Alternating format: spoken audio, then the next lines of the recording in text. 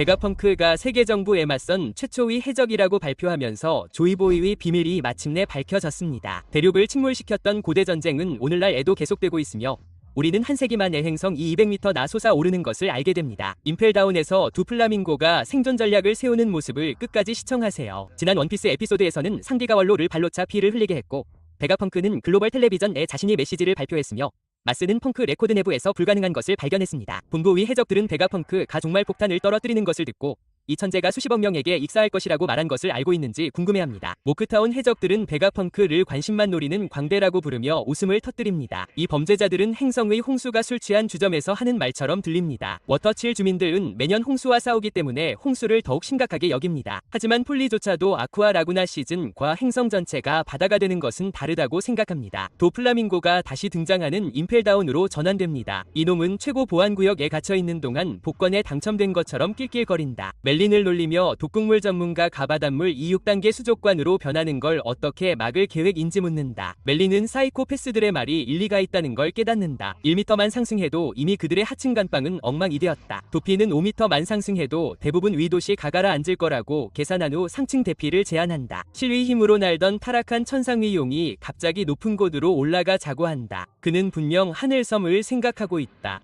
이놈 이 종말을 이용해 탈옥을 계획했다는 거야. 그건 차원이 다른 계략 이야. PC맨 섬에서 시로시 공주는 아버지에게 이게 진짜냐고 묻는다. 물속 예사는 넵튠 대왕조차도 믿기 어려워한다. 에그헤드 섬을 포위하는 해병대는 세상에서 가장 똑똑한 사람 이하는 말이니 무시할 수 없다. 하지만 하운드 중장은 어쨌든 망상이라고 말한다. 5명의 원로들은 방송 피해 통제에서 화성 이감지할 수 있는 모든 사람을 대량 학살할 계획을 세우는 꼴이 되었다는 사실을 깨닫고 불안한 표정을 짓는다. 요크는 로보스트라탐 주변을 킁킁거리며 창조주의 연설에 짜증을 낸다. 죽은 베가펑크가 예언을 한다. 감각 데이터에 따르면 기록 후 며칠 만에 대규모 지진 이 행성을 강타할 것이다. 알라바스타 시민들은 충격에 빠진 표정이다. 홀케이크 섬에서 스무디는 오늘 지진을 느껴 깜짝 놀랐다. 죽은 베가펑크가 미래를 예언했다는 뜻이다. 그는 해수면 21m 나상승하여 섬과 해안선이 파괴될 것이다. 현재 위기에 처한 사람들은 공포에 질려있다. 탄짓은 베가펑크 위말을 듣는다. 내가 틀렸다면 무시해. 하초스에서는 불길한 기운이 감돌았다. 쿠조는 음울하게 귀를 기울였다.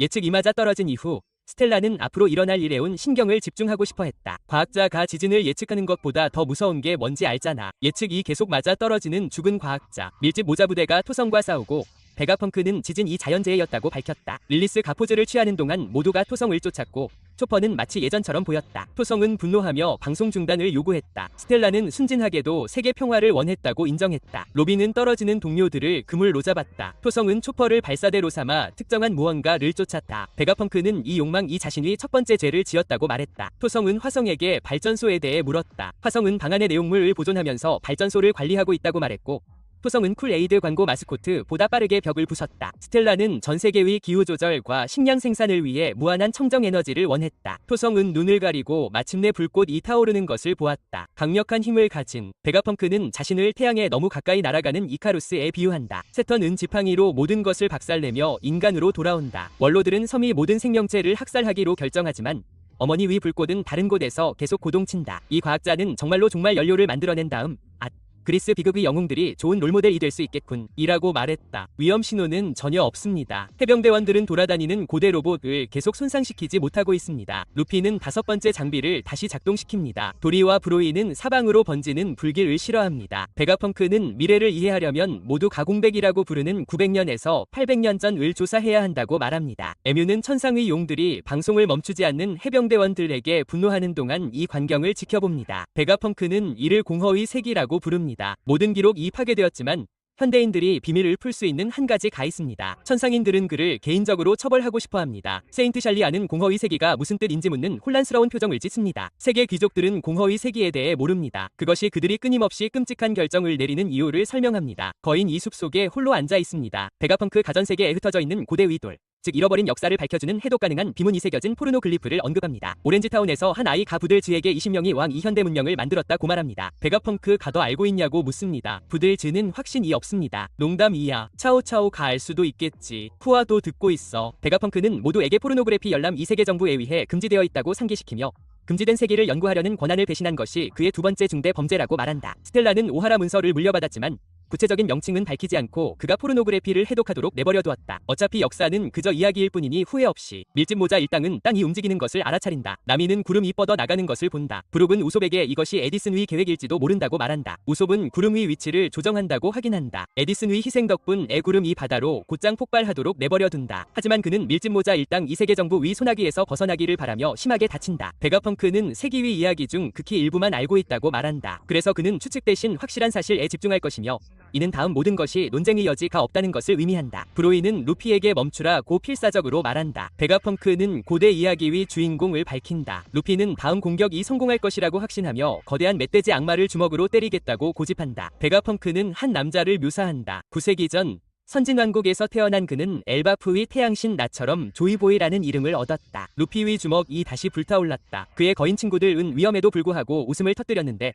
그 힘은 분명 루피의 힘과 같았다. 루피는 반복을 통해 고대의 방어력에 대한 저항력을 키우고 있었을 것이다. 베가펑크는 갈망하는 눈빛으로 조이보이를 최초 위의 선언, 원조 해적이라고 선언했다. 역사상 모든 졸리로저는 정부 가수세기 동안 악마화해온 바로 이 한 명으로 거슬러 올라간다. 와노쿠니 위 꽃수도 쇼군의 집 아래에는 밀짚 모자단 깃발이 걸려있다. 고립되어 있음에도 불구하고 그들은 오로치 관련 물건에서 발견된 달팽이를 통해 그들의 이야기를 듣고 있다. 조이보이가 해적행위를 개척했다고 발표한 후 베가펑크는 그 일이 어떻게 일어났는지 설명한다. 모모숙과 타마는 키나몬 쇼부 그리고 사무라이와 함께 단골을 먹는다. 모모의 매료된 조이보이는 해적으로서 루피와 같았다. 키나모는 쇼군이 고대의 인물을 알고 있다는 사실에 흥미를 느꼈다. 지포 해군기지 위 구금시설로 이동한다. 모두가 좋아하는 사기꾼 삼색 털복숭이 다말로 블랙이 돌아왔다. 루피 행세를 그만뒀다. 패배 후 유스터스 키드를 흉내내고 있다. 가짜 살인범들은 조이보이 소식에도 아랑곳하지 않는다. 선장 이 고대 해적을 쉽게 물리칠 수 있다는 자신감에 차 있다. 다말로는 그 해적 이주것 은이 수긍한다. 가짜 해적단 은 리더의 자신감과 식욕에 감탄한다. 연쇄 사칭범은 자신이 이조이 토이보다 100만 배는 강하다고 쾌활하게 주장한다. 에그헤드 위 해병대원들은 턱 이 바닥에 닿을 듯하다. 베가펑크는 제한된 포르노 사진 접근을 통해 결론을 명확히 한다. 그러나 그들이 조각조각 엮어낸 이야기는 수세기 전이 대규모 전쟁을 보여준다. 그는 조이보이는 특정한 적,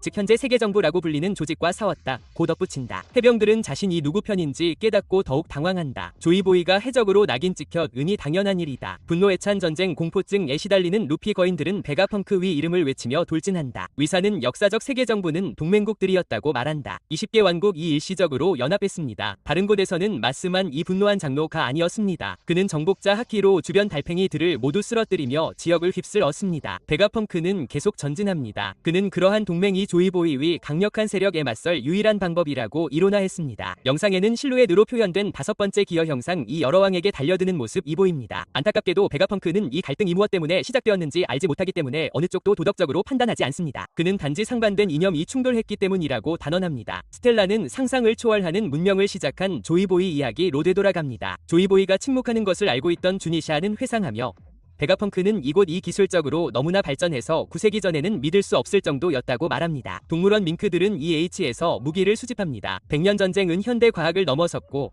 베가펑크 위 현대 과학은 이미 현대 기술을 수세기 앞서고 있습니다. 새로운 밍크 지도자 캐럿은 놀란 표정을 짓고 머스키티어들은 침묵합니다. 폭시는 루피가 만든 졸리 로저를 놓친 뗏목에서 깔깔거리며 웃습니다. 원래 배위 선수상만 남은 것 같습니다. 그는 베가펑크를 망상이라고 비난하며 심지어 과학자를 땅콩이라고 부르기까지 해서 리치 위 허기를 돋웁니다. 폭시는 그 남자 위 커다란 머리가 햄버거를 만들 듯 낄낄거렸다는 말로 자신이 말을 바로 잡습니다. 베가펑크는 고대의 혁신들이 결국 문제의 근본 원인이 된 자신이 천재적인 지성마저도 당혹스럽게 했다고 인정합니다. 당신 이 놓쳤을지도 모르는 것이 있습니다. 조이보이가 최초의 해적이라는 것은 역사상 모든 졸리로저가 세계정부에 맞서 계속 싸운다는 것을 의미합니다. 연합국은 영웅이 아니었습니다. 그들은 조이보이의 편을 무너뜨리기 위해 특별히 연합한 20개 왕국이었습니다. 플라밍고가 높은 곳으로 올라갔다는 말은 암시일까요? 한 세기 동안 바닷물 200m를 뛰어오르는 것은 당연히 불가능합니다. 그래서 고대 무기가 그 원인이었죠. 그 무기들은 아직 존재하고 에뮤가루아에 그 무기를 사용했다는 것은 베가펑크의 말이 옳았다는 것을 증명합니다. 전쟁은 결코 멈추지 않았습니다. 모두 가상대를 알지 못한 채 휴전 상태에 살고 있었습니다. 이제 끝입니다. 베가펑크 위 다음 공개에서는 조이보이 위 왕국 이 무엇을 원했는지